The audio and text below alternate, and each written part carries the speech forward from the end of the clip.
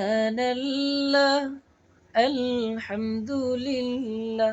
লা ইলাহা ইল্লাল্লাহ সুবহানাল্লাহ আলহামদুলিল্লাহ লা ইলাহা ইল্লাল্লাহ তুমি বাঁচাও তুমি মারো অবিরত ক্ষমা করো তুমি বাঁচাও তুমি মারো অবিরত ক্ষমা করো ধরার যে জন তাকেই ধরো ধরার যে জন